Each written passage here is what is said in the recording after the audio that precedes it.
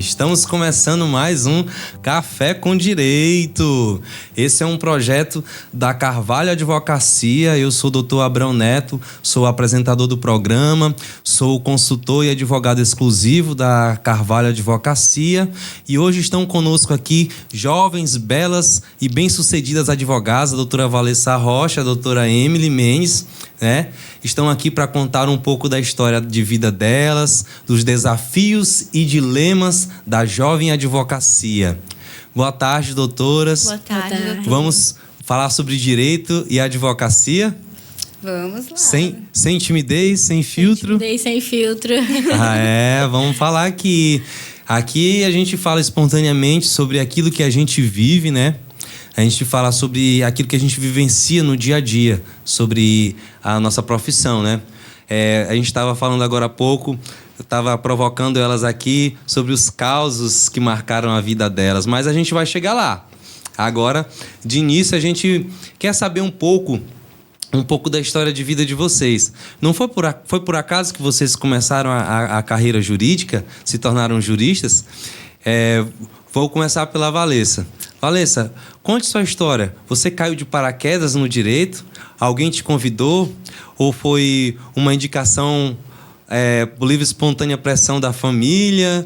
Ou você tinha um ideal, um sonho de entrar para a faculdade de Direito e se tornar advogada? Como foi até se tornar advogada? Então, não... Foi um pouco de tudo e um pouco de nada, digamos assim. Na minha família, eu tenho uma tia que é advogada. E eu acho que eu devia ter por cerca de uns 14 anos e eu acho que eu nunca tinha visto uma colação de grau. Como eu não tinha visto uma colação de grau e eu acompanhei a colação de grau dela, que ela se formou em Direito, eu fiquei muito deslumbrada com tudo aquilo e eu falei assim... Você participou da colação de grau da sua tia. Eu fui contemplá-la junto com a família e assim, eu vi aquela formatura, tudo acontecendo, pessoas realizando sonhos, e eu olhei e eu falei assim, eu quero isso pra mim. Eu quero isso pra mim, legal. Eu quero viver isso. Eu tenho uma foto que eu tô vestindo a beca de um dos formandos, depois que eles tiveram um momento de prova, né, das becas, e aí eu fiz essa foto, eu ainda adolescente, com o chapéu e vestindo a beca deles assim, só legal. Ainda falei brincando, eu estou profetizando que eu vou realizar um sonho parecido e eu vou me formar. A palavra tem poder. Depois, jovem determinada, né? Viu? Fiquei com isso na minha cabeça. Eu quero me formar e eu quero me formar assim, tem que ser assim, eu quero vestir essa roupa dessa maneira. E eu fiquei com esse curso no meu coração. Mas eu considerava muito a possibilidade de... ou veterinário, porque eu tinha uma paixão por animais. E a minha família queria muito que eu fosse para a área da saúde, né? É um sonho da minha avó, que é a pessoa que me criou. E eu ficava pensando, eu acho que eu vou estudar para fazer alguma coisa na área da saúde. Só que eu sempre tive um apreço por tudo das áreas de humanas. Eu sempre tive essa inclinação. E ainda no meu ensino médio, eu fiz um preparatório para concurso para o INSS. E eu acho que o ano era acho que uns 2014, o concurso, se eu não me engano, se não foi 2014, foi 2015. Meu nome saiu no listão de aprovados. Eu fiz esse preparatório na Damásio, porque tinha a Damásio Educacional um pouco de direito, aqui. né? Um constitucional, isso. Administrativo. Eu tive contato com tudo isso e eu me apaixonei. Eu tive contato com administrativo, com constitucional, previdenciária. E eu olhei e eu falei assim, cara, eu quero estudar isso. Isso é muito incrível. Será que tem alguma profissão que eu possa estudar? E eu conversei com a minha professora e ela falou assim, olha, acho que você tem inclinação para o direito. E eu pensava, mas a minha família não vai gostar, acho que não. Ficava naquela resistência. Joguei minha nota para Ciências Sociais na Unifespa e passei. E eu ia cursar Ciências Sociais. Só que algo no meu coração falou, é direito. E aí eu fui pela Carajás, consegui o FIES. Sentido feminino. Eu senti assim, não, vai ser o direito mesmo. Eu cheguei a fazer cursinho, porque minha família queria muito que eu fizesse medicina. Mas já estava no seu coração, medicina, né? Sim, no meu coração. Já estava no seu coração o direito. E eu falei, não, eu vou fazer essa prova da Carajás para testar. E aí eu fiz a prova da particular e passei. E depois eu consegui o FIES com a minha nota do Enem, deu tudo certo. E eu entrei no curso de Direito e eu senti, é isso mesmo, é aqui que eu queria estar, é aqui que eu sinto prazer. Essas são as matérias que eu gosto de estudar e acho que eu estou conectada com o meu propósito. Aí, já foi uma história de descoberta, né? Já passaram alguns colegas aqui. Eu não vou contar hoje da minha história para não atrapalhar vocês. Acho que senão todo programa eu vou contar um pouco da minha história. O povo vai abusar da minha história, né? Não, tô brincando. Mas, na verdade, aqui é um bate-papo, é descontraído. É uma história diferente, né? Cada um tem uma história. Eu queria ouvir da doutora Emily qual é a história dela de identificação, se é parecido com a história da doutora Valessa, se foi por identificação, foi paixão à primeira vista, foi uma descoberta, ou foi livre espontânea pressão da família. Quero que minha filha seja doutora. Como é que foi? Não, a minha história com direito começou ainda criança, quando eu estava na 7ª série. Olha aí. E aí teve um júri simulado. Quase que na tenra infância. Teve um júri simulado, né? E aí eu era defesa e eu tinha que defender Napoleão Bonaparte. Legal. E aí a minha equipe ganhou. E aí minha professora de história na época falou assim: olha, você vai ser uma excelente advogada. Desde então, meu sonho foi ser advogada. Foi entrar no curso de Direito. E aí eu cheguei no 3º ano do ensino médio, comecei a fazer cursinho com este pensamento de entrar em Direito, né? Só que era uma realidade muito distante para mim, por ser de escola pública a vida toda. Sim. E nem todas as pessoas da minha escola conseguiram, inclusive, passar no vestibular e tudo mais. E aí, só que quando eu terminei o ensino médio, não passei logo de cara em Direito. Passei em Biomedicina. E aí eu não tinha opção quando a gente é pobre, a gente não tem opção de estudar por mais um ano, né? Pra poder entrar na faculdade. Então eu tive que entrar logo na... Você ingressou então Ingressei na UEPA de Biomedicina. Pra não ficar parado. Pra não ficar sem fazer nada. E aí eu fiz seis meses de Biomedicina, né? E aí depois, no próximo ano, eu passei pra Direito na Unifespa. Legal. E aí eu entrei em 2017. Então você é aluna egressa da Unifespa. Da Unifespa. Ah, legal. Da turma e você 2017. da Carajás, eu sou da Anhanguera. Legal a história de vocês. Então ela abraçou o direito mais cedo que nós todos, né? Sempre quis direito, sempre. Né? Sempre foi meu sonho de vida. Assim, no meu caso, eu nem sempre quis direito. Sempre achei interessante. Tem uma história parecida também, que eu participei no ensino médio de um júri simulado. Mas minha professora falou: olha, você representou bem. Se você escolher a advocacia, você vai ser um bom advogado. Nunca, isso nem entrou na minha cabeça. Não passava pela minha cabeça fazer direito. Vi alguns colegas que ingressaram, mais velhos, que ingressaram na faculdade. Como eu falei para vocês, eu busquei as GIAs, as ciências humanas. Tentei alguns outros cursos, mas o direito me fascinou quando eu me dei a oportunidade de entrar na faculdade de direito por curiosidade, para fazer, porque eu queria estudar, queria ter uma profissão, já estava com uma idade um pouco avançada quando entrei na faculdade. Mas é interessantíssima a história de vocês. Mas tem história também, que é a história na faculdade. E tem os mitos, os dilemas, as histórias engraçadas, as histórias de superação. Você fez parte também da história de superação da doutora Laís, né? Que eu tô sabendo. Né? Já me deu um spoiler aqui de como foi na faculdade. Né? São colegas de faculdade, são amigas. Mas eu quero agora ouvir a história da faculdade da doutora Emily. Os desafios da faculdade na Unifespa. Como que foi fazer direito na Unifespa? Na faculdade, como eu sempre quis direito, era uma coisa incrível para mim. Todas as matérias que vinham, eu fazia com muito amor. Inclusive, meus colegas me chamavam de eterna caloura. Porque até no fim do curso, cada matéria que eu fazia, que incrível, muito bom. Cada coisa me fascinava. A paixão, né? Eu sempre fui apaixonada mesmo por direito. Cursou a faculdade com paixão. Então, era aluna padrão? CDF? Eu nunca tirei um reg. Lá a nota é reg, bom e excelente. Aí eu sempre ficava de bom. Reg é regular. Tá. A gente tava falando da história do reg, lá da sociologia. Não, é regular, bom e excelente. Lá nunca tirei um reg. Mas também não tava entre os melhores. Doutor, assim.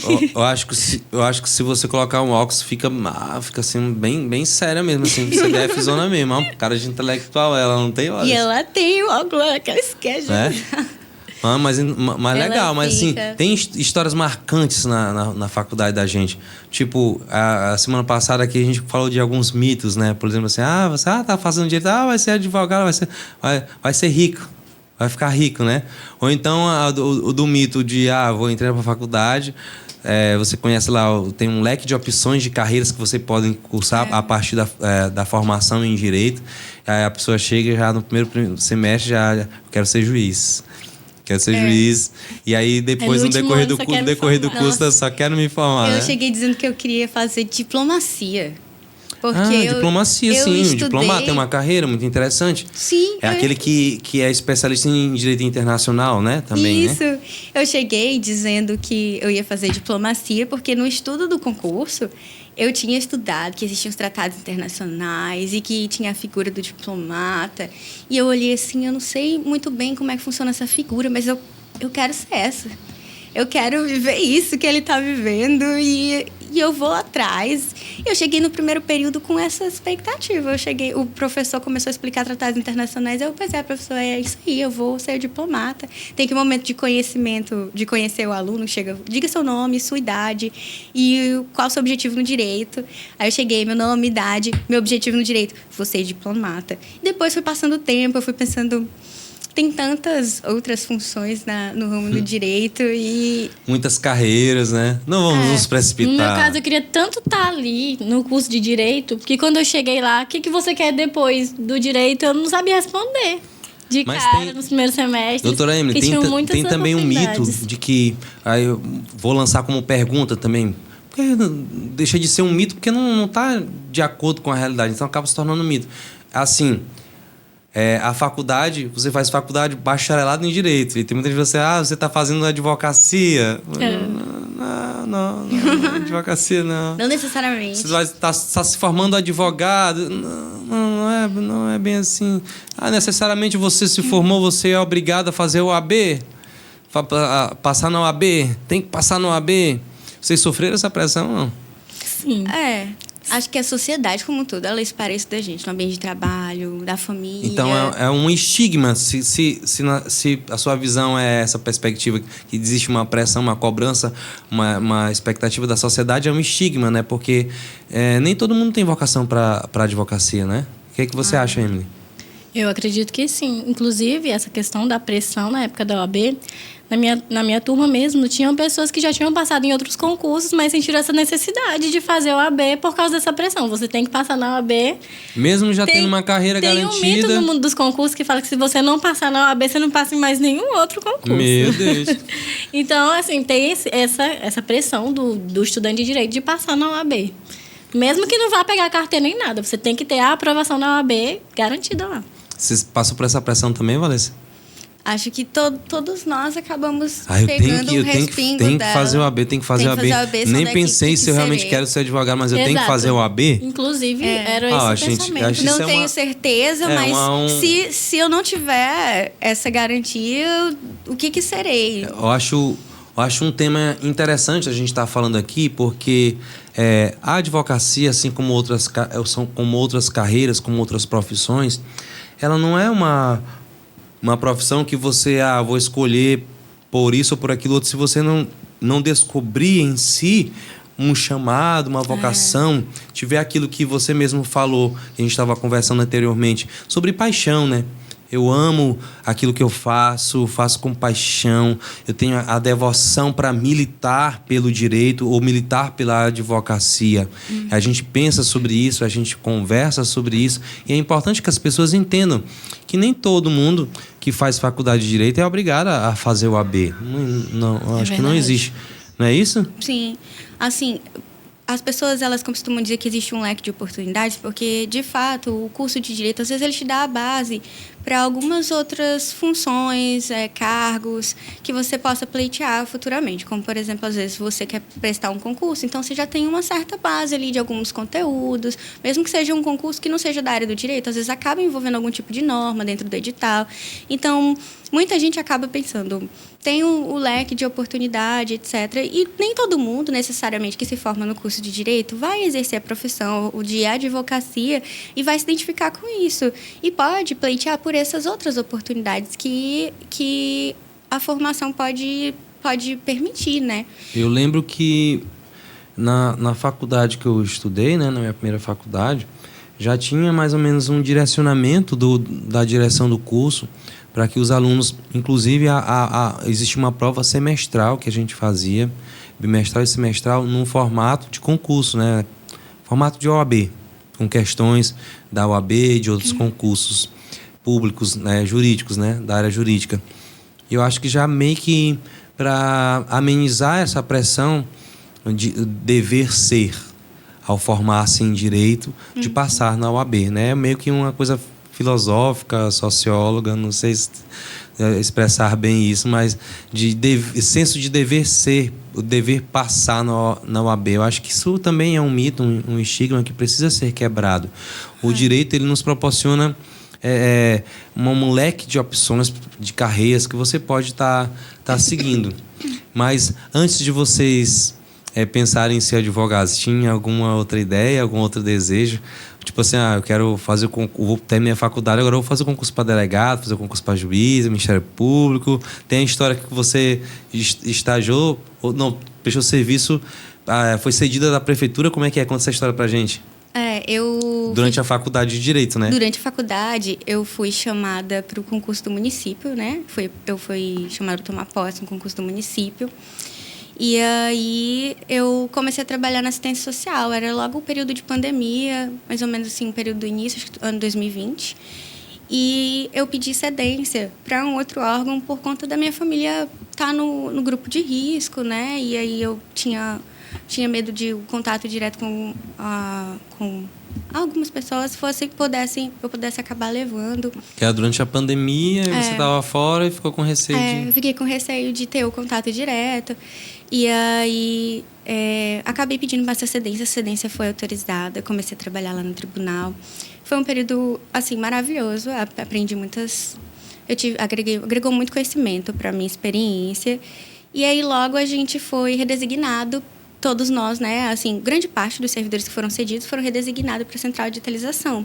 Porque nesse período, por ser pandemia, houve uma premente necessidade de que os processos eles fossem virtuais. Então, houve uma necessidade da digitalização dos processos. Aí formou-se uma central de digitalização, na qual a maioria dos compunham a carga de servidores eram os cedidos do município. Dentre eles estávamos eu e Emily. Foi a oportunidade que nós construímos a nossa amizade. Foi a história de como começou a amizade de vocês, porque hoje vocês são parceiros de trabalho, né? Sim, a gente compartilhava os nossos desafios acadêmicos no início, logo veio o TCC, acho que era meu período de TCC também, e eu já estava estudando para a OAB, então foi TCC, pandemia, OAB, o trabalho, tudo junto. A Emily acho que estava grávida, né, amiga? A Emily estava grávida, e aí a gente compartilhava a nossa história, as nossas dificuldades que acabavam se assemelhando em alguns pontos. Se apoiava. E o dilema da OAB, como foi que vocês enfrentaram esse desafio? Agora eu vou encarar a OAB, vou escolher um método, eu não tenho tempo para estudar, vou estudar assim, vou estudar assado, ou foi meio que na raça? Antes da pandemia, alguns amigos já conversavam acerca de alguns possíveis métodos que a gente poderia adotar para estudar para a OAB. E aí... Não precisa ter medo de falar do método, não. A gente faz mexendo, pede patrocínio. Como é que a gente fez aqui? Semana passada a gente comentou sobre algumas coisas do GRAM, né? A gente pediu GRAM, patrocina Café com Direito. Não é o caso de vocês, não, né? Qual foi o método que tu escolheu? Para a primeira fase foi o vício de uma estudante. Então, assim, vício de uma estudante. Teve história aqui do vício de um estudante já. Vai ficar famoso aqui através do Café com Direito, esse método, hein? Sim, que é um método muito bom, acho que inclusive. A doutora Laís até... ela contou um pouco de como começou esse método, né? Sim, é um método e ele tinha também assim... Tô tossindo mesmo. Ele tem um cronograma longo e ele tem um cronograma mais curto, né? De 30, 60, 90 dias. Isso. E aí, assim, o pessoal se juntou e pensou, vamos fazer... Vocês fizeram juntas, usaram juntas esse método, foi? Eu usei um depois dela. Ela fez a OAB 32, eu fiz a 33. Ah, sim. Aí eu já aproveitei o material dela. Me deu o material. Acho que foi 32, foi 31. Eu sei que realmente foi o mesmo método em épocas diferentes. Mas fala um pouco como foi escolher esse método, estudar esse método. Foi uma descoberta? Então, foi indicação de uma amiga nossa.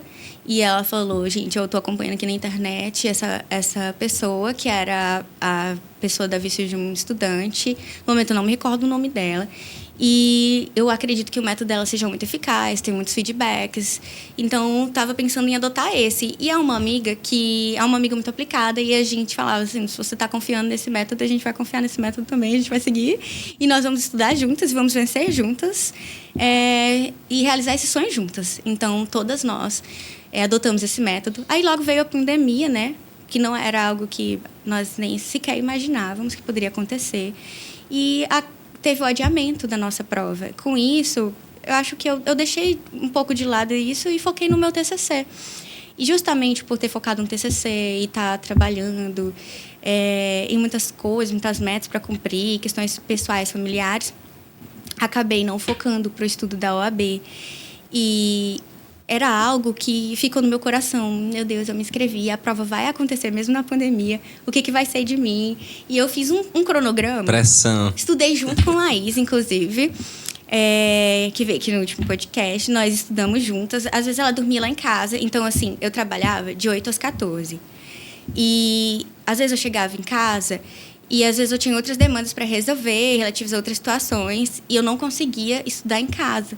Então, o que acontecia? Como eu não conseguia estudar em casa, a Laís ia lá para casa, às vezes à noite, 10 horas e tudo, e a gente ficava estudando até meia-noite, 1h da manhã.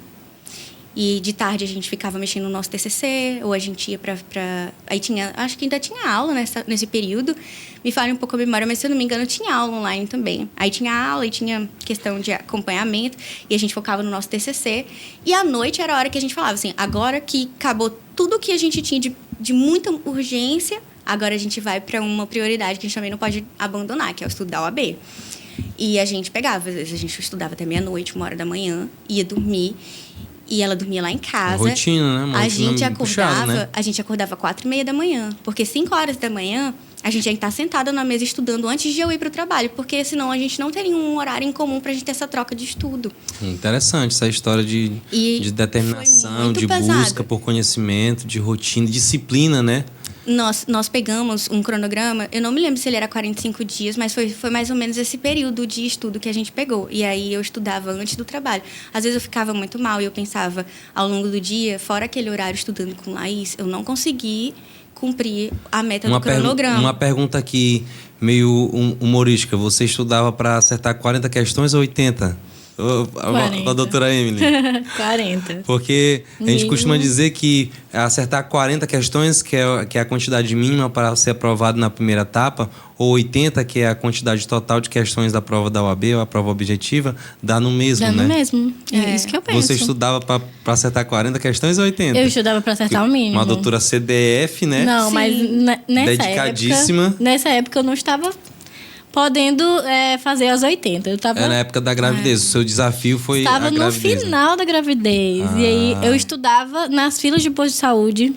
Qualquer horário que eu tinha no trabalho, que eu trabalhava no TJ também com a doutora Valessa. Fazia quiz no celular ou levava o Vadmec? Eu levava o livrão de questões, porque o método, o método é de questões, né? Que é o método da vista de uma estudante. Né? Que chama? Que aí a gente aprende resolvendo questões. E eu levava o livrão de questão desse tamanho, assim, pra onde eu ia. E todo mundo ficava, meu Deus, essa menina grávida com um livrão desse tamanho de questões. Eu acho que pra vocês trabalhar na central de digitalização foi sossegado demais. Que vocês, duas CDF aí, comia livro, chegando na central de digitalizações a altos volumes, em processo antigo. Nossa, sério. Hein? Mas deixa digitalizando lá e estudando. Como é que é? Então, eu fiquei curioso agora, assim, não querendo já voltar para a pauta do estágio de vocês, não, que a gente estava falando do concurso, né? Do desafio de passar num concurso que não é fácil. Não é fácil. Se a gente sofreu pressão, se os formandos sofrem pressão para fazer o concurso, porque eu considero o concurso da OAB um dos concursos mais difíceis,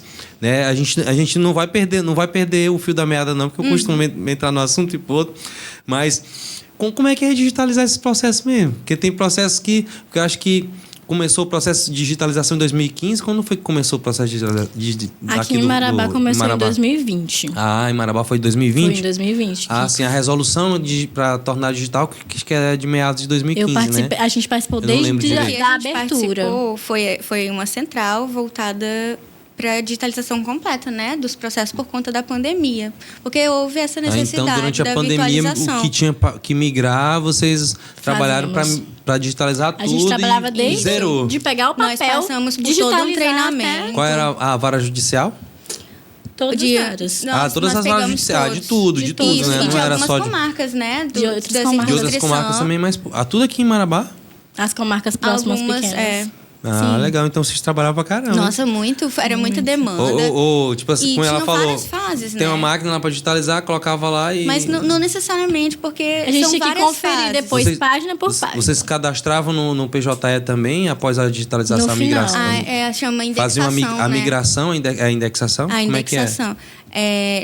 São várias fases, né? Aí as principais fases, dentre as existentes, era a higienização do processo para verificar, né, desamassar e outras questões. Aí tinha digitalização, que colocava na máquina digitalizadora que era específica para aquele ato. Da digitalização tinha a conferência. Aí a conferência era para ver, porque às vezes a digitalizadora pegava frente e verso, aí ficava em branco. E a conferência também para ver se não pulou nenhuma numeração, nenhuma página, se não ficou nada. Tem todo um procedimento, tinha a compactação, na conferência, a compactação de arquivos de mídia, de áudio, etc. Porque o PJL aceita específicos formatos, então tinha que analisar tudo isso. E depois da indexação, depois vinha a indexação, que era colocar no PJE, né? Mas acho que a grande parte da indexação quem fez mais foram as varas específicas, por conta da alta demanda, né, da digitalização. Ah, interessante.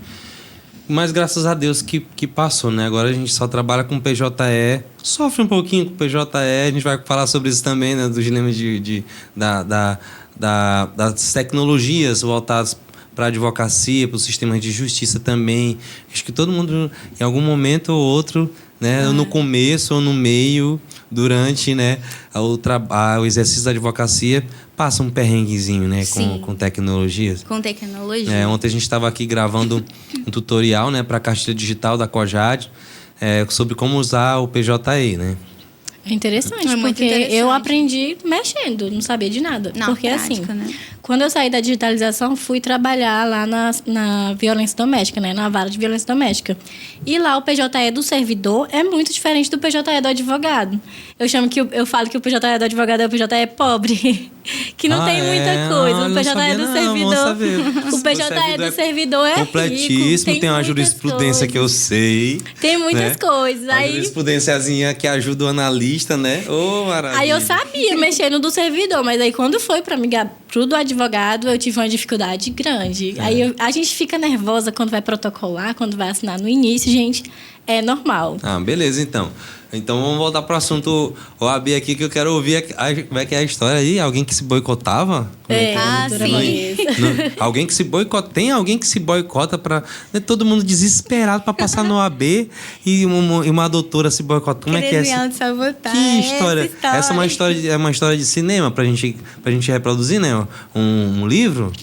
Eu tava muito ansiosa com a questão, eu não tava me sentindo preparada, por mais que eu tivesse me esforçado. Eu dei o melhor de mim nas condições que eu possuía, né? Então, mas a insegurança, né? Porque como era muita coisa conciliando, era aula, era TCC, era trabalho, etc. E tinha pandemia, tem aquela questão emocional que a pandemia trouxe.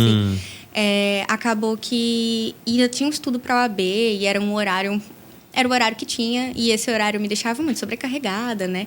Então, acabava que tinha momentos que eu ficava, meu Deus, tem gente que está estudando muito mais. Eu sei que eu não tenho concorrente, porque meu concorrente sou eu, né? Então, eu tinha que acertar. Eu estudei por o mínimo, porque eu acredito que o que faz o advogado não é o número de acertos. O que faz o advogado é a dedicação dele, é o quanto ele vai se estudando. Mas, doutora, tem uma história de fé também, né? Tem uma história de fé. Todo mundo que estuda, acho que por mais dedicado que seja o estudante, você já sabe, eu vou com 100% de convicção que eu vou passar, porque é uma incógnita, você não sabe como é que vai ser a prova, mas a insegurança que te fez te boicotar, como foi essa história você... Conta aí, eu quero saber, quero saber a história engraçada. Eu comparei a minha trajetória um pouco com a trajetória das minhas colegas que tinham mais tempo para estudar. E aí eu pensava, não, mas está todo mundo estudando de uma maneira muito mais exaustiva. Então, quem sou eu para chegar lá, estudar só essas horinhas do dia do trabalho e passar. Como é que eu vou conseguir fazer isso? Então, eu pensei, eu não vou passar. E eu sei que se eu não passar, eu vou ficar muito frustrada comigo. Então, eu prefiro não fazer a prova. E eu tinha colocado na minha cabeça, eu não vou fazer a prova. E continuei estudando, mas decidida a não fazer a prova. E continuei estudando. E no dia da prova, eu falei, eu não vou fazer a prova. A Laís falou assim, como é que é? Você vai sim, eu estou chegando na sua casa para te buscar. E me buscou. E eu tava muito decidida que eu não ia fazer a prova. O que eu fiz? Eu deixei a minha identidade em casa, intencionalmente, pra não fazer a prova. No meio do caminho, ela virou assim pra... Santa Laís, né? Todo mundo dentro do carro. Ela falou assim, hora da conferência. Tá todo mundo com a identidade, tá todo mundo com a caneta, tá todo mundo com a água aí. Aí ela olhou pra mim, cadê tua identidade, Valência? Cadê tua caneta? Cadê tua água? Eu mostrei a caneta, a água, e ela, cadê a identidade? Eu deixei em casa. Ela, nós vamos voltar e vamos pegar a sua identidade. E ela voltou. Nossa, Laís é ela entrou comigo e a gente pegou a minha identidade. Eu fui fazer a prova. E assim, eu não esperava. Eu realmente, eu tava muito... Eu fiquei ansiosa durante a prova. Então, vocês passaram juntos no mesmo concurso? Todos nós passamos na mesma. Todos os amigos que fizeram esse estudo... Ah, legal. Pegaram esse cronograma, assim, que... Então, não funcionou, graças a Santa Laís, né? Doutora Laís. Não funcionou a minha autossabotagem. Eu lembro que eu fiquei muito ansiosa na correção dessa prova. E aí, eu corrigi pelo gabarito errado, porque a prova tem cores, né? E aí, eu corrigi pelo... Sua prova era branca, você corrigiu pelo azul? Eu lembro que eu peguei um gabarito... Acho que foi o anterior. Eu não me lembro. Eu sei que eu peguei um gabarito que não era o gabarito. E aí não bateu correto. as 40? Não bateu quase nada, né? Porque era outra prova. Aí eu olhando assim, Senhor do céu. Eu esperava acertar pelo menos uns 30. Não precisava. Não tava batendo nem 30? Não precisava. Só humilhação. E eu, Jesus, e agora? E um desespero. E a minha mãe tava na igreja. Mãe, onde é que a senhora tá? Eu preciso de uma oração, eu preciso de alguma coisa. Minha mãe tava na igreja. Eu falei assim, avisa sua pastora que eu tô chegando. Porque eu não tô dando conta. Aí eu falei, mãe, não bati, não passei. Ela, não, Valência, corrige de novo. Eu não consigo, não tenho cabeça. Ela, eu tô na igreja, vem aqui, vou falar com a pastora. A gente chegou, aí a pastora me chamou para uma salinha privativa. Nós duas sentamos no chão.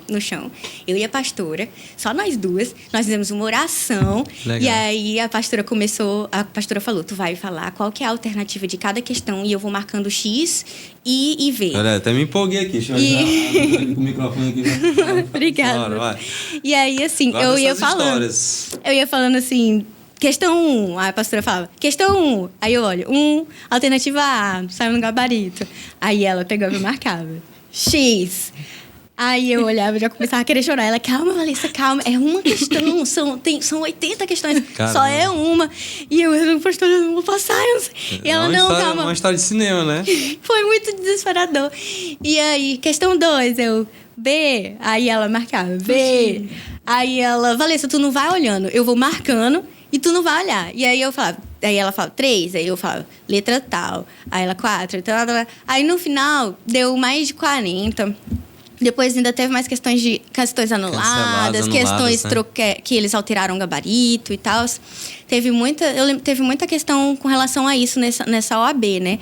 E aí, assim, quando ela falou assim, olha, já tô contando aqui, já passou de 40. Eu olhei assim, impossível. Ela, não existe impossível pra Deus. Eita, claro. E aí eu comecei a chorar, eu me arrepiei, eu chorei tanto essa mulher. O Senhor, muito obrigada. Eu acredito que se o Senhor me colocou aqui, o Senhor tem um propósito, o Senhor honra, esse propósito nos leva até o fim. E por mais que às vezes pode não ser no momento que a gente quer. Pode ser que, às vezes, a pessoa tente uma vez, ela pensa assim, não, mas Deus me botou aqui e não... Mas, às vezes, pode ser que não seja no momento. Existe o tempo certo de tudo, o tempo de Deus. E aí, eu acredito que... Se não desistir foi muito importante, porque mesmo durante os meus estudos, eu recomendo que ninguém nunca desista, né? Legal, isso mesmo. Porque, assim, mesmo durante os meus estudos, eu ficava com aquele pensamento intrusivo. Eu não vou fazer essa prova. Meu Deus. E aí, mas eu continuei estudando. E era estudando e falando, não vou fazer essa prova. Doutora Amy, mas eu continuei. Teve dificuldade para conferir o gabarito também, doutora? Não. Quando eu fiz a prova da OAB, eu estava grávida, né? Estava no último trimestre ali, quase tendo bebê. E na minha cabeça eu pensei, eu não vou conseguir fazer depois. Depois que o bebê nascer, eu vou ter um trabalho todo. Então eu tenho que passar agora. Agora. Já estava de 9 meses quando fez a prova? Já estava com... Quando eu fiz a primeira fase, estava com 8. 8, 7, por aí. Quando eu fiz a segunda fase, estava com 9. A minha história foi a segunda fase com 9 meses, legal. Na primeira fase, foi normal. Eu consegui estudar tranquilamente. Com as dificuldades da gravidez, claro. E aí, quando eu corrigi a prova, quando deu 40, nem corrigi mais. Não corrigiu mais? Não corrigi, já comecei a chorar. Deu 40, parei de corrigir. Depois que eu fui ver, quando saiu o resultado, né? Depois eu fui ver, tinha acertado umas 46 por aí. Mas depois que deu 40, eu parei de corrigir. E aí, continuei estudando para a segunda fase. E aí, o parto da minha criança estava marcado para o dia 10 de dezembro. E a prova era dia 12. E aí eu fui lá no dia 10, aí eu perguntei pra enfermeira: doutora, dá pra esperar? Porque seria uma cesariana, né? Dá pra esperar até o dia 12, 13? Ela falou assim: olha, dá pra aguentar mais um pouquinho. Mas se você entrar em trabalho de parto, você vem logo. E aí eu continuei, né? Eu vou fazer a prova. Na minha cabeça eu tinha que fazer a prova. Agora, a minha curiosidade aqui não necessariamente a matéria que a gente escolhe para fazer a segunda etapa está relacionado com a área de inclinação para a gente trabalhar, né?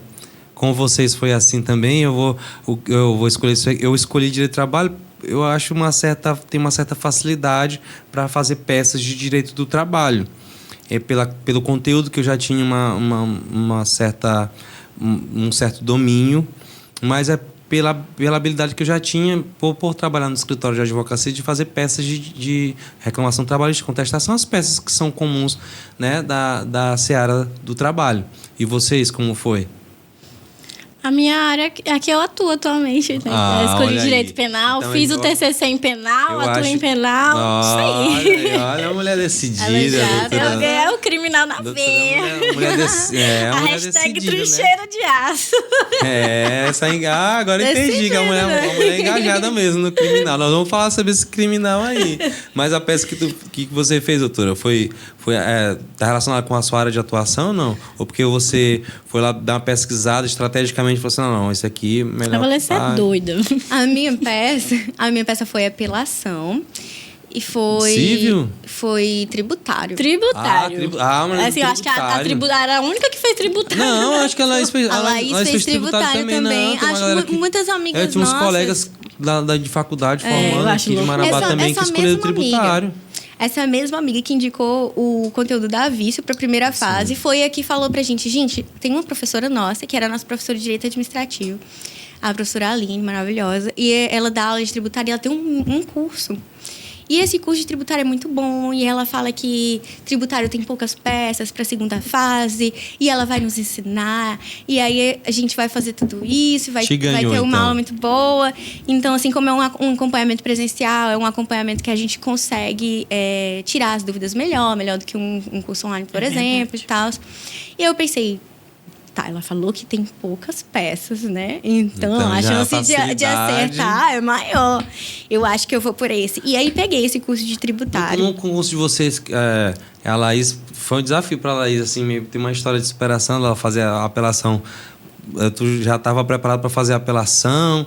Porque a estrutura das peças no tributário segue um padrão da estrutura de peças na área civil, né? Muito parecido. Por exemplo, fazer uma repetição de débito, uma inicial, fazer de repente um embargo de declaração contra uma decisão de mérito, ou a própria apelação, né, contra a sentença, e por aí vai. Mas agora eu queria que vocês falassem pra gente assim: passei na OAB. E agora? Então, nossa, foi desafiador. Eu passei na OAB e eu pensei: eu quero advogar. Eu quero ter essa experiência, eu quero... Porque dizem, o direito, ele tem um leque de oportunidades. Sim. E eu pensei: eu vou me permitir. Agora eu vou dominar o mundo, agora eu vou abrir um escritório, agora eu vou... Eu não pensei necessariamente nesse sentido. Eu vou cadastrar no ser correspondente... correspondente dinâmico. Dinâmico, A gente está cadastrado ainda. É verdade. E aí, assim, eu pensei... Como foi o começo? Eu não sabia por onde começar. Eu não sabia nada. Assim, como eu vou começar... O que tem de plataforma que dá suporte para advogado? Quando vocês foram empossados na OAB, vocês receberam token? Na verdade... Não tinha ainda não, né? Agora a OAB tá dando token, né? Sim, eu recebi, mas demorou. Eu fiz o juramento, demorou uns 30 dias depois pra pegar a carteirinha. A carteira recebeu o token? Eu nem podia advogar, que não tinha carteira. Menos nem o desconto, a OAB consegue pelo OAB o desconto para fazer o certificado, né? Do token. Sim. O meu começo foi um pouco mais complexo. Por quê? Porque eu estava cedida no tribunal.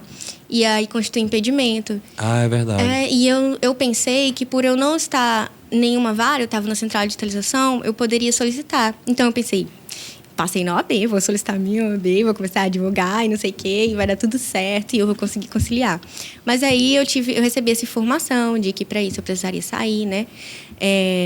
Então eu pedi o cancelamento da minha excedência e assim que acabou a meta do local onde eu estava, que tinha a meta na central de digitalização, aí foi que me foi autorizado para que eu saísse e eu voltei para o município. Aí quando eu voltei para o município, que eu fui lotada em outro órgão, no qual é compatível com a advocacia. Sim, aí acabou o Aí eu solicitei, né? Mas demorou muito.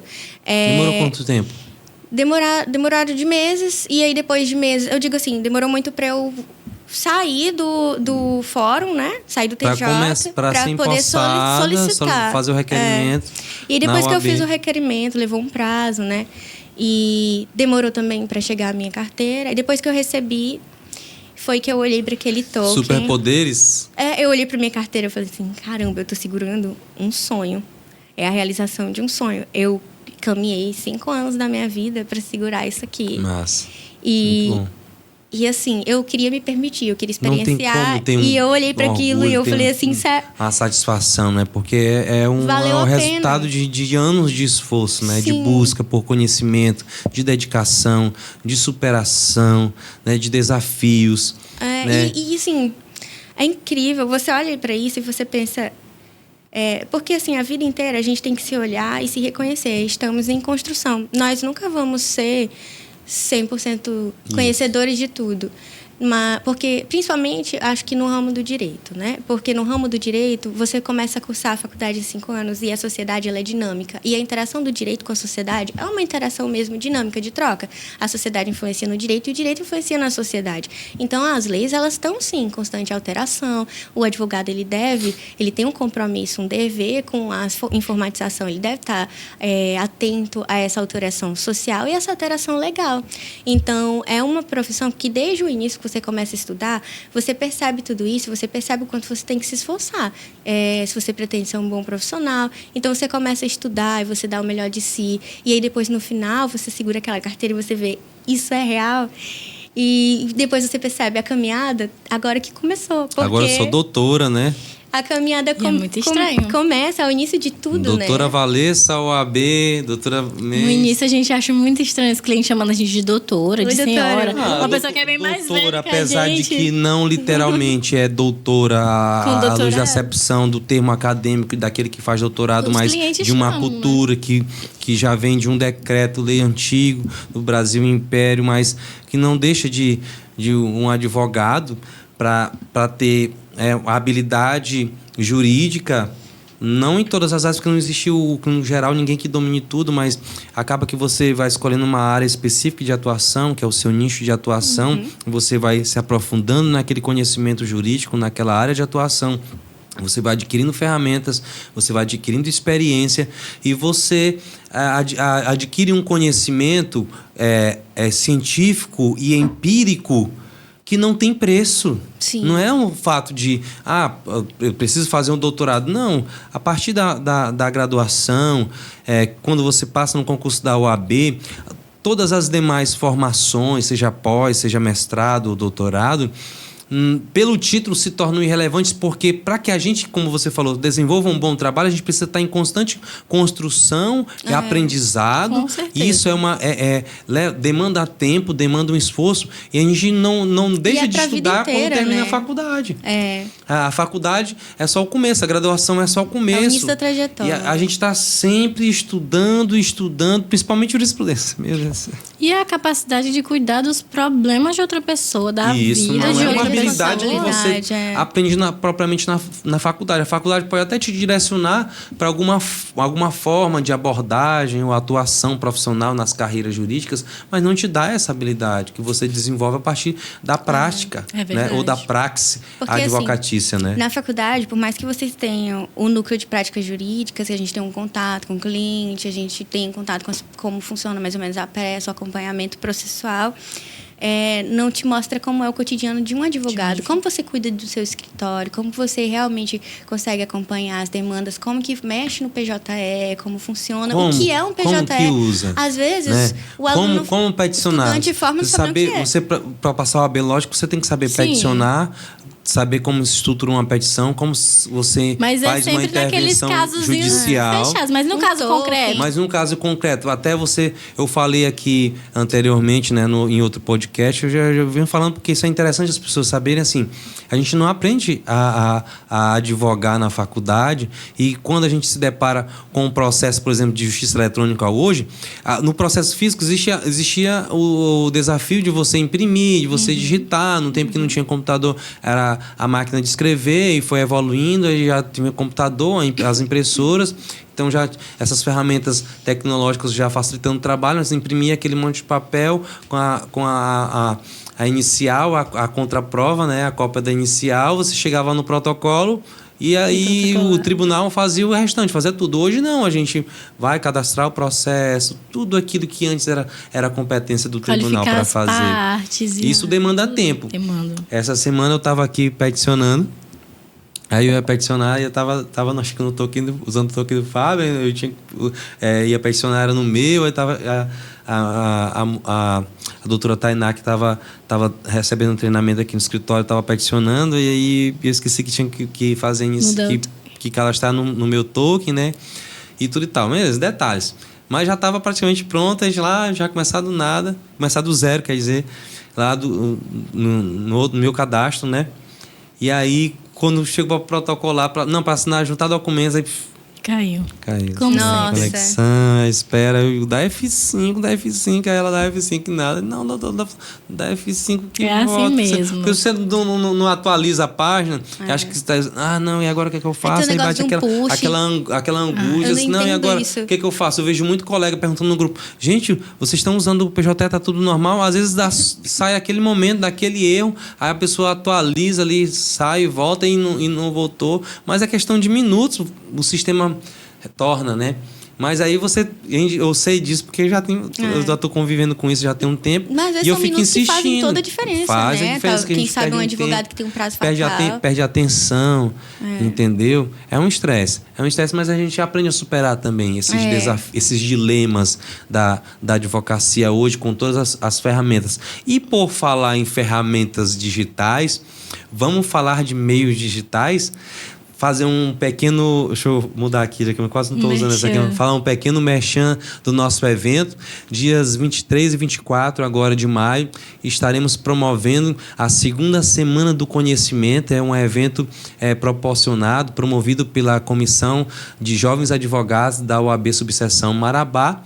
A doutora Valência e a doutora Emily vão participar de um painel como mediador e como palestrante. Eu gostaria que vocês dessem um pequeno spoiler, fizessem o convite de vocês também, a gente pudesse estar falando aqui, enfatizando a importância desse tipo de evento, né, para a classe da advocacia, para a classe... Opa, aqui a máquina está falhando. Para a classe da advocacia e para a sociedade como um todo, né? Sim, então, assim, hoje nós vivemos em um tempo virtualizado, digamos assim, né? O mundo está tudo digitalizando. O mundo é tecnológico, né? Virtual, né? Tecnológico, o mundo da internet, virtual, a internet das coisas.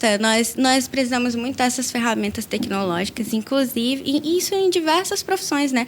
Muitas profissões, elas precisam se atualizar e acompanhar como está funcionando o mundo hoje. As interações sociais acabam que sofrem essas modificações, acompanham essas modificações.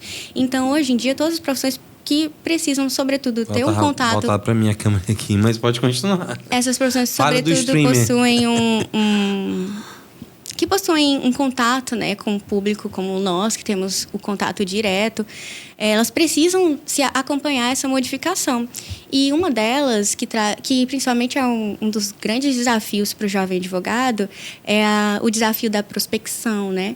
E como advogado, fazer marketing jurídico? Ele se mostra na sociedade. Jurídico, você já começa a sua carreira fazendo marketing jurídico? Como é que é isso? Não necessariamente. Então, como o advogado ele precisa, hoje em dia, a internet, as pessoas na internet são tidas como um currículo, né? Às vezes a rede social da pessoa é tida como um currículo. Antes era o Lattes, hoje em dia também se continua utilizando as ferramentas anteriores, né? O currículo vitae, etc. Mas hoje em dia as redes sociais também foram agregadas, né, nesse método. Então a pessoa às vezes ela quer passar uma credibilidade e o cliente às vezes ele quer buscar uma credibilidade, ele vai consultar a rede social do profissional que ele vai consultar, precisar dos serviços, seja qual for a profissão. Então, nesse momento, o marketing, ele auxilia, porque ele promove isso, através do marketing jurídico, você consegue... É um tema, gente, que a doutora está falando aqui, um tema que vai compor o painel lá da Semana do Conhecimento, que a gente vai explorar bastante. E por falar em redes sociais, ó, vocês podem ver aí que está passando uma overlay aí com o meu Instagram, me sigam, hein? Mas sim, doutora, sigam, voltando ao assunto das mídias, das ferramentas digitais, eu creio realmente que isso é muito importante, a gente se atentar para isso, mas é importante também a gente saber como utilizar de forma eficaz, porque tudo tem um limite, né? E é sobre esse limite que eu gostaria que vocês comentassem. O que vocês acham sobre esse limite? Os limites do marketing jurídico. A doutora está bastante engajada nas redes sociais, né, doutora? Pode estar convidando as pessoas a estar seguindo o Instagram de vocês, né? Como é lá a logo do Instagram? emilymendes.adv. emilymendes.adv e a doutora? valessarocha.adv. Ótimo. Esse é a logo do Instagram, o endereço do Instagram, que vocês podem estar acessando, conhecendo o trabalho das nossas colegas aqui, jovens advogadas, bem-sucedidas e engajadas, né, em construir autoridade no nicho de atuação que vocês trabalham. E como é que tem sido essa experiência das redes sociais para vocês? É porque, assim, para um jovem advogado que não tem conhecidos, não veio do zero, é muito importante começar no virtual.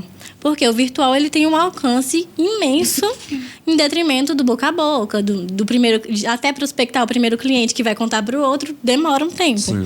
E a rede social ela tem esse poder imenso. Se você tem 300 seguidores, são 300 pessoas que vão lhe assistir ver e lhe acompanhar. Conteúdos, ainda que de forma superficial, mas elas vão ver o que você está postando. Vão ver os seus conteúdos. Né? Então, é muito importante essa produção de conteúdos. Só que, ao mesmo tempo, tem que casar com o código de ética da OAB.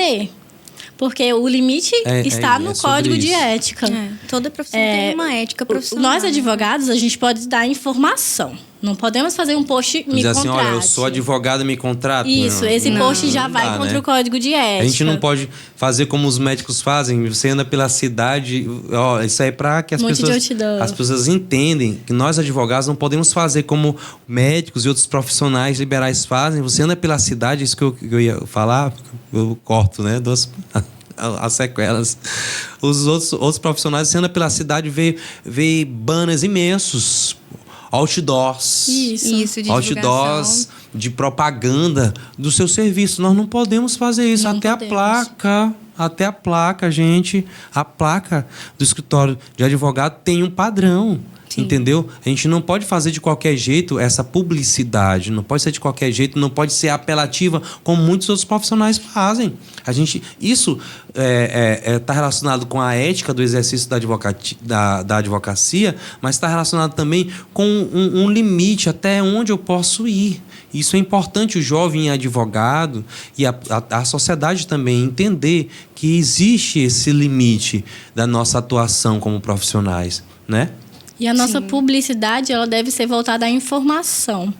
E aí o cliente vai ver, olha, ele é muito bom naquilo que ele está informando, então vou contratá-lo. A gente não pode falar assim, me contrate, faço isso, resolvo suas causas, vamos ganhar, essa causa é ganha. Não podemos fazer isso, a gente pode prestar ali aquela informação e essa é a nossa forma de marketing. Eu acho que não se trata de você ser eloquente, porque eu acho que todos nós... cada um tem seu jeito, que né? aderimos a essa profissão, a gente acaba desenvolvendo uma certa eloquência, né? Sim.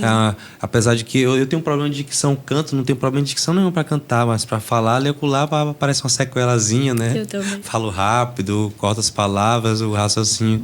Às vezes tem problema de concatenar as ideias, muitas informações, mas isso a gente vai aprendendo, vai se moldando, né? Vai melhorando, mas não é sobre ser eloquente, sobre decorar um texto e fazer uma boa narrativa. Eu acho que esse engajamento que vem a partir da forma como você leva informação para as pessoas, trata de você realmente ter propriedade sobre aquilo que você está informando sobre o assunto. Aí, se porventura surge a demanda, a pessoa que assistiu aquele vídeo, ela vai lembrar, eu tenho aqui uma demanda, por exemplo, criminal, que é a área de atuação da doutora, e viu o Rios dela.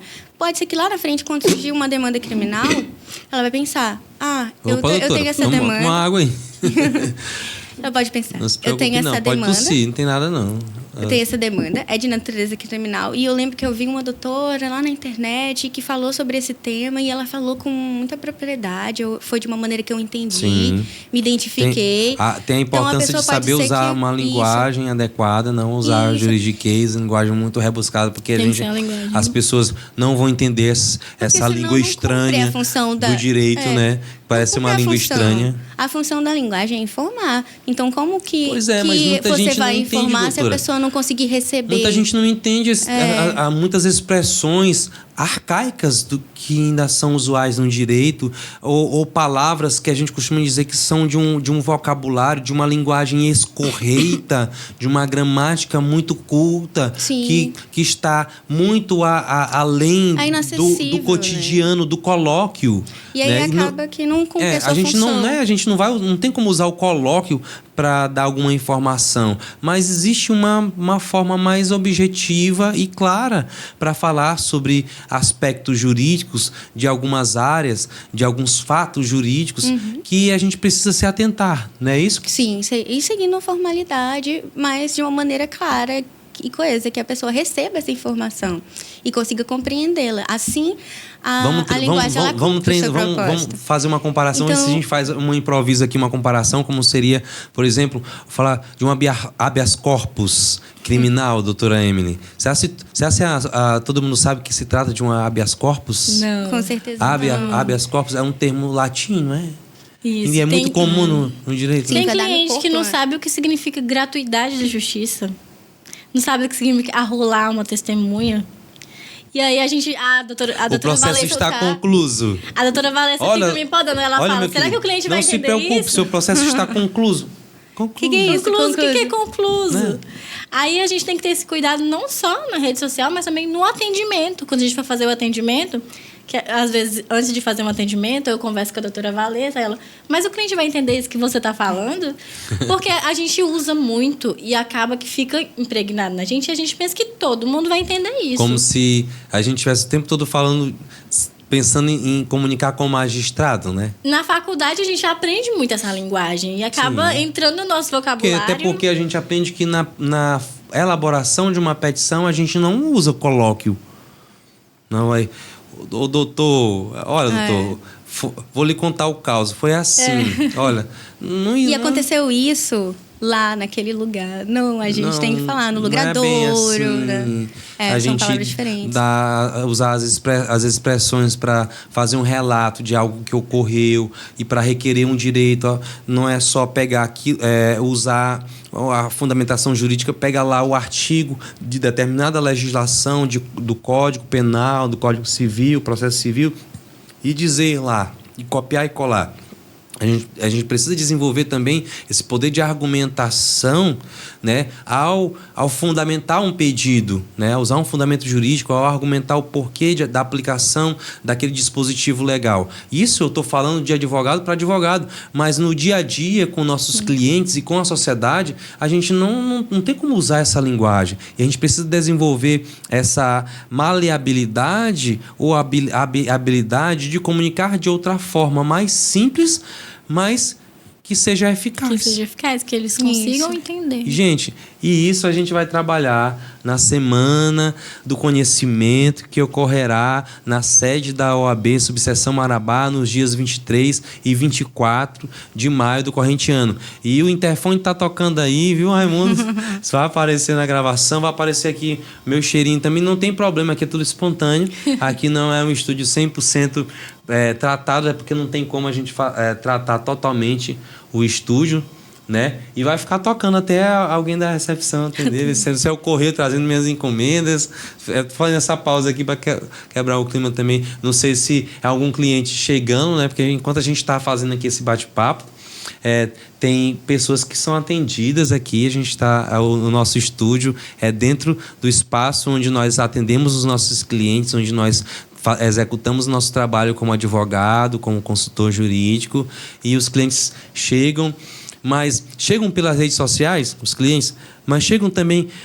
Vocês têm experimentado aquilo que já virou um clichê: cliente gera cliente. Sim, com certeza. Tem causas para contar sobre clientes? Primeiro cliente, né? Eu sou o primeiro cliente. A sugestão, eu sou o primeiro cliente, eu quero ouvir vocês.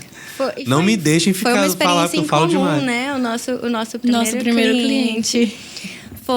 É algo para o qual nós não estávamos preparadas, né? Porque, de fato... Uma surpresa, algo inusitado, um caso muito atípico? Não, civil, criminal? O caso é típico, porque a gente descobriu que aconteceu com todo mundo. Ah, sim. É porque, assim, quando a gente começa na advocacia, muita coisa é nova. Na verdade, tudo é novo, né? Às vezes, por isso que é muito importante você ter o estágio. Porque tudo é novo. O sistema é uma novidade para você. Você tem que fazer um mini curso ou algo para que você aprenda a manuseá-lo. Tudo, a prática, às vezes, ela é um pouco mais complexa do que a teoria. O atendimento ao cliente, às vezes, é algo do qual você não teve experiência. Então, por isso é muito importante você ter o estágio, para você ter o contato e com as mais diversas áreas de atuações. Por isso é importante, por exemplo, você fazer uma rotatividade. O estudante de Direito, que porventura ainda esteja estudando, esteja assistindo esse podcast, tenha o máximo de experiência possível que você puder. Estagie, faça uma rotatividade no estágio, nas mais diversas varas, se você estiver num tribunal, tenha contato com o advogado, tente acompanhar a rotina de um advogado para você saber mais ou menos como funciona, para você não chegar e tudo ser muito novo. Mas essa experiência que você está falando aí, que você está propondo aí, ajudou vocês? Como é que foi essa experiência dos primeiros clientes? Foi um cliente para o qual a gente trabalhou e a gente não recebeu.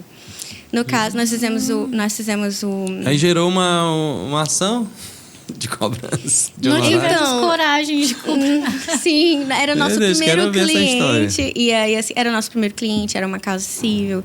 Seria uma ação... Seria um divórcio consensual. Então, era algo muito simples.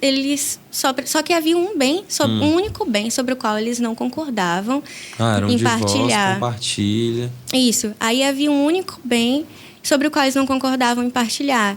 E uma das partes ficou pensando: separo ou não separo? Eu acho que eu não vou separar, porque senão eu vou ter que dividir. Então, não sei, mas eu não gosto dessa pessoa mais, então eu acho que eu vou separar sim.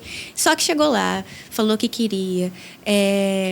Nós fizemos o contrato, nós iniciamos o processo. Peticionamos.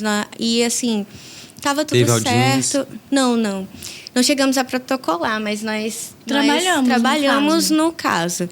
E, assim, pouco tempo depois... Eles voltaram. Ele sumiu. Como é que fica os honorários? O casal voltou e falou simplesmente: não vou pagar os honorários, nos bloqueou. Assim... Gente, olha, são dilemas, são desafios da advocacia. Eu acho que vocês não são os primeiros nem os últimos, mas, gente, são muitas histórias, né? São muitas as histórias. A gente vai aprendendo, né?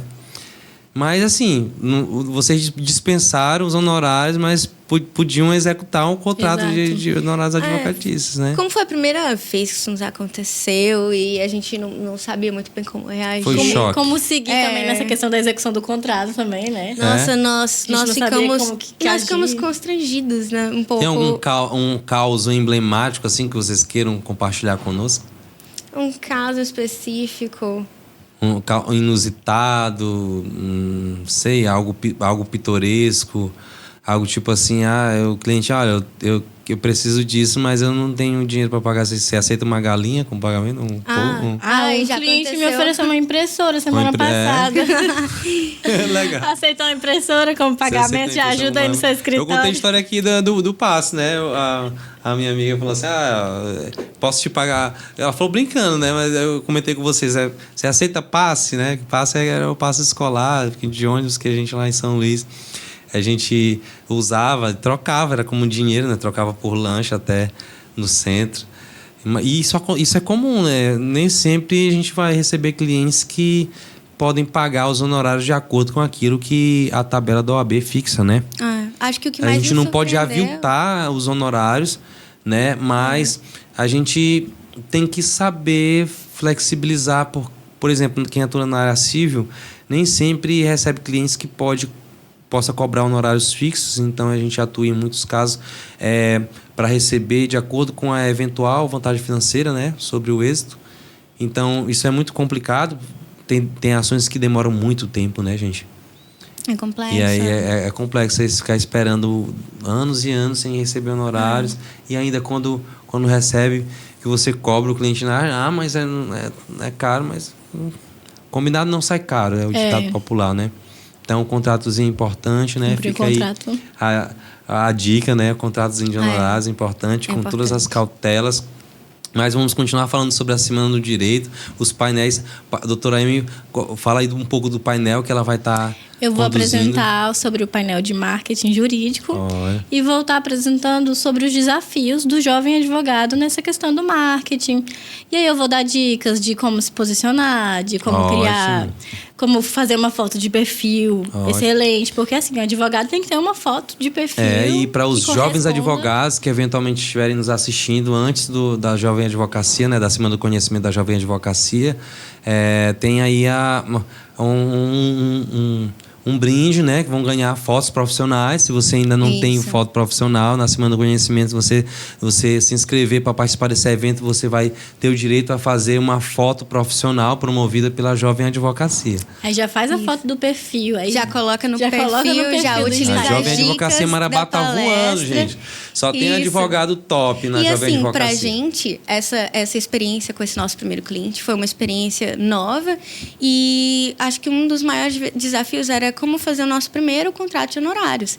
E vai ser um dos temas abordados na primeira palestra. Uma pergunta que me ocorreu aqui. Duas parceiras, uma civil e uma criminalista. Quando uma precisa da outra,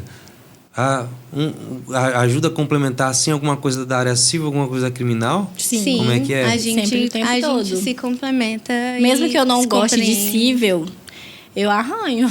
Quando ela precisa de mim, eu... Arranha, assim, fazer uma audiência, uma manifestação, uma petição, como é que é? Ela vai no presídio comigo sem gostar também. A gente realmente experiencia a nossa